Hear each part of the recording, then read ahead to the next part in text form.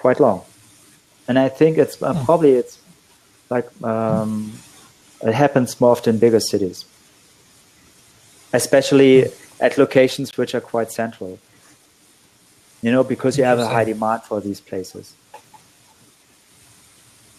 So, kind of moving away from the real estate end of things from the survey results and kind of focusing more on the space owner responses. One of the stats that we saw was that there was 55% of co-working spaces mentioned that they were having problem with operation team conflicts. Were you surprised by that? Is that something that you kind of see? Like how would this industry that's growing and kind of almost sometimes growing so rapidly, how do operators figure out how to solve that problem? Because if you've got conflict within their team, I can only imagine how difficult it is to run that business. Yes, I mean, this is if you have a conflict within your team, it's definitely a very big issue. But actually, I mean, like it's a share of less than, let's say, 6 or 7%, and so it's not a major issue in co-working spaces. And if you start a business, I mean, when you grow your business as you hire people, then probably they also get fired. Unfortunately, it happens. So this would be one solution. If you do it too often, it's definitely not your business. And so I cannot tell you how the people solve this problem because it was not a question of the survey. So I just know how many people usually have say this is a bigger issue in our space. Got it. Well, I noticed before we go to the last question, we've got one of our viewers, Melissa from Cowork Waldo in Kansas City. Chris, if you want to open up that seat, Melissa, sure. Feel free to grab that seat. If you've got a question or if you just want to say hello, I know that you were super excited to download the report when it first hit the... there she is. Yep, we're bringing her in. Sweet. Yep. Hopefully. She'll be coming up here in a minute. I want to see if she's got a question for Carsten. Oh, we can't hear her yet. Yep. She needs more support to get in. Yeah, she was having some technical difficulties. Like I was like, oh, there she is. Hey, Melissa. Hey. Hi. Sorry, guys. I didn't know how this thing worked. This is my first time on Blab. So, sorry. Great. Welcome. Guys. Well, I know you were super stoked to download that co-working. Oh, I'm going to move. See, that's the great thing about co-working spaces. They're very flexible. See? Okay, Sweet. I moved. Yay. So I'm sure you went through that report already. Is there any questions or anything that you've got for Carsten or anything that kind of jumped out and surprised you?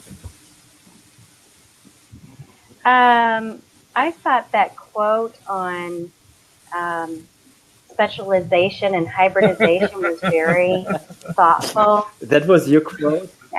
No. I know. I think just in general, to me, it reinforces why we're in this business and why we want to continue to stay and grow. I mean, you guys were just talking about growing, and I think the net of it is, like, for instance, I've been in business 3 years on Monday. All right. Yes. So, yeah, we opened February 1st, 2013. So you're correct in the fact that a lot of the spaces that have opened over the past few years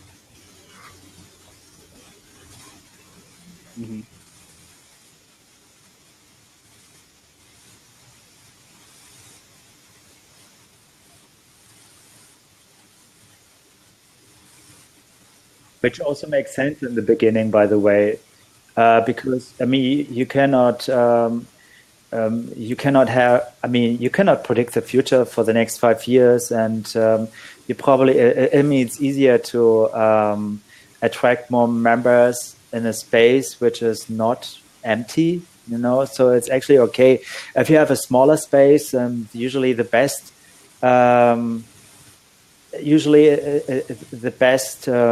thing is that if you can grow your co-working space within the same location, so that you have some more space you can add to it, this would be perfect. But just go on, continue.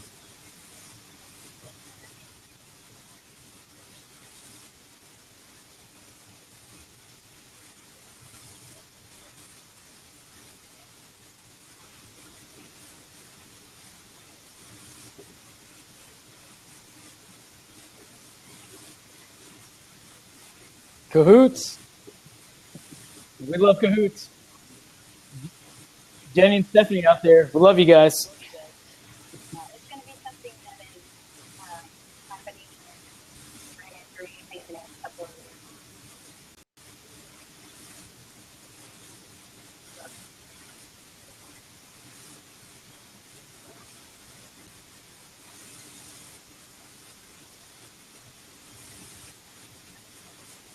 Well, on that topic, Chris, do you think we should dive into some of those trends that we saw from the report? Yeah, sure, absolutely. So we've got Melissa. Oh, what's that? Oh, yeah, we have her. We've got Melissa. So Melissa kind of alluded that she was one of the individuals that we interviewed and quoted on hybridization and specialization. It's a quote that I credit her with. When I first heard it, I was like, ooh, that's a good one. Melissa, have you seen, maybe if you want to share with everyone kind of what your perspective is and what hybridization specialization means to you, and then if you kind of share if you've seen any examples, whether it be in Kansas City or in your research where you've seen that happen.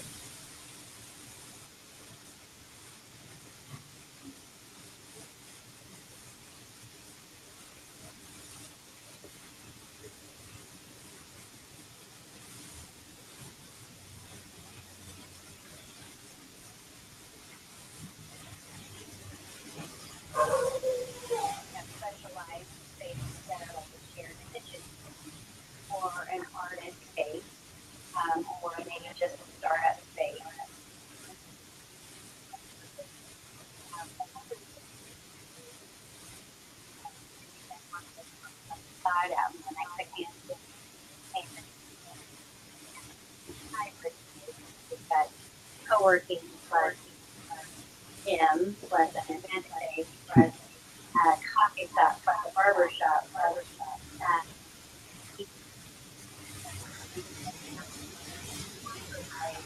working and kind of made it a bigger thing. If you know, the hybridization should also be around our restaurant. Like if you lunch, breakfast, lunch, co-working.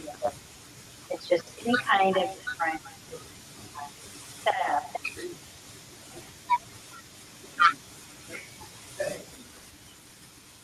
Great. Very cool.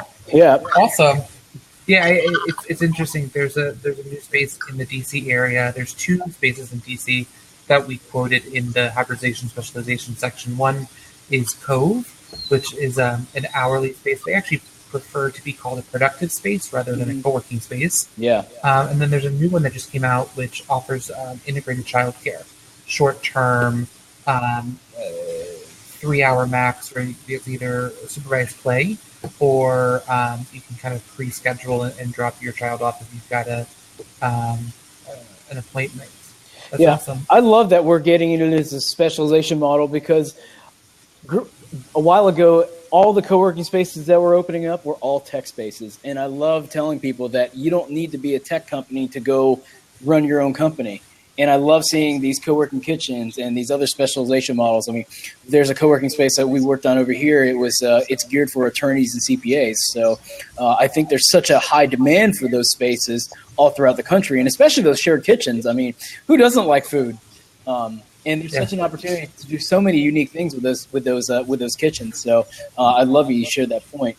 Some of the other things that we talked about are the rise of the digital nomad. Mike, you are certainly a digital nomad. I mean, I bounce around a lot locally here in Atlanta, but I mean, geez, I think you've been home for what, maybe 5 weeks? Few days. Past, what, 6 months? Yeah, speaking of digital nomad, do you like the bamboo in the background? Pretty cool, huh? Mike, where are you? I'm in Bali, Yeah. at Ubud. Yeah. So the rise of the digital nomad was one of those trends that we saw that, a few years ago you'd mentioned and people go, what? And this year it's like, yeah, I've heard about that. And now we interviewed a gentleman. He's taken digital. I mean, it's one thing. I always joke. I don't have a significant other. I don't have a child. I don't even have a house plant. I can be a digital nomad. But there's a guy I met, David Keys. He's an American, worked for Amazon abroad in South Africa and Europe. He and his wife have a 3-year-old, and they are embracing the digital nomad life as a family. And so we've most definitely seen a rise in an acceptance of that, and spaces that are opening to support that. So that was a pretty cool trend. One of the other trends on that note was co-workations and new learning facilities.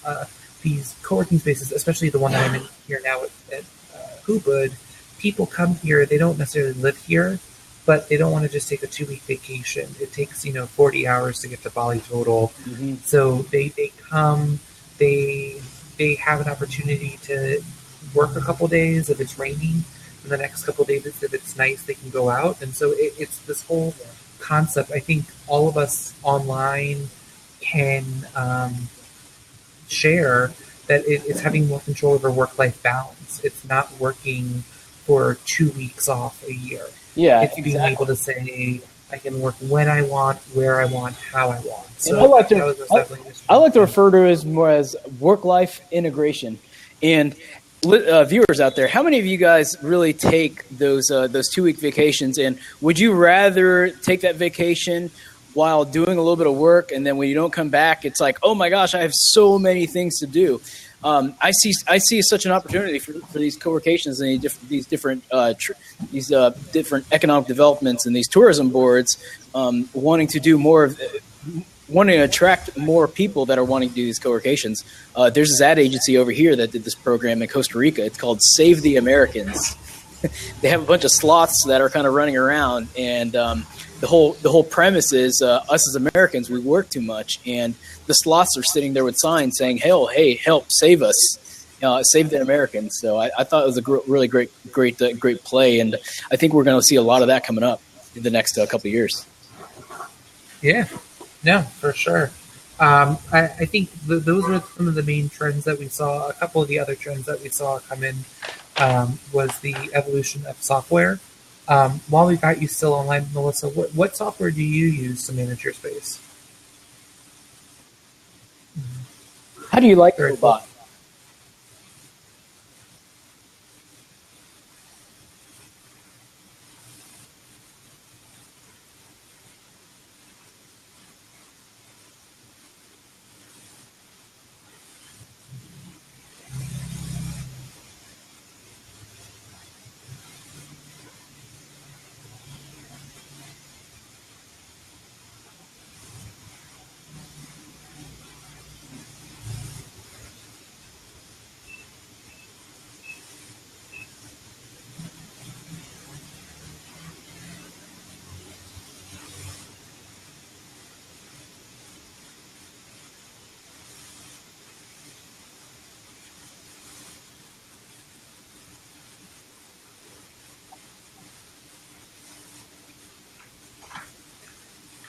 If there's something that's lacking from the Cobot software that would help you run the space better, what would that be? I think it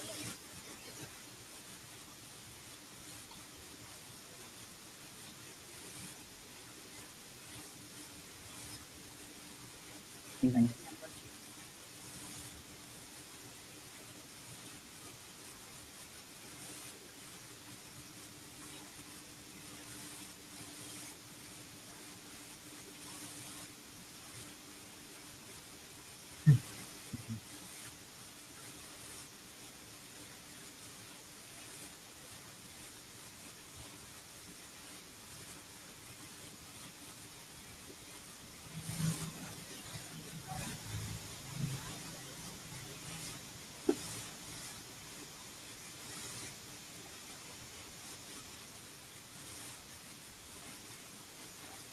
Hey, Carsten, have you I will tell surveyed?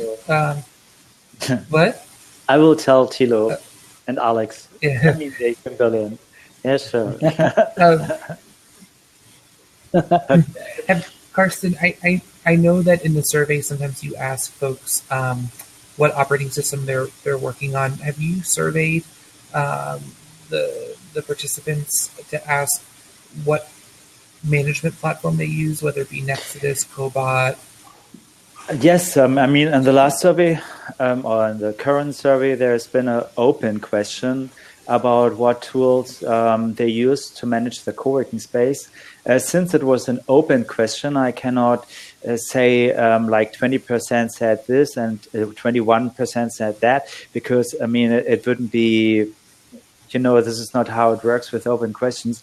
But Cobot and Exodus have been one of the tools which are used the most at co-working spaces after Google Apps and Facebook and Slack.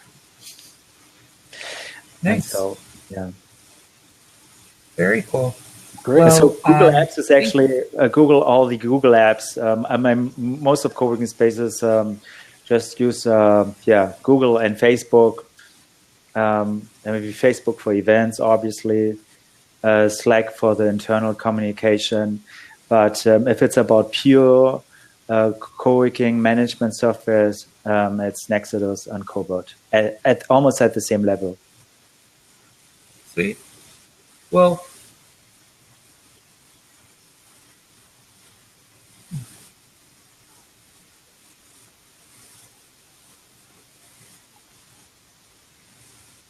so I think those were pretty much all the questions I had for you, Carsten. Thanks for logging in, Melissa. If you don't leave, but if you want to not be on camera anymore. We've bye. Bye, Melissa. Chris, I don't know if you want to kind of share with everyone some of the news that we've got about this new webinar that we put together. I don't want to spill the beans, but I'll let you kind of take it away. Yeah, so there are a lot of people that are looking to kick off these spaces, and there's a lot of guesswork.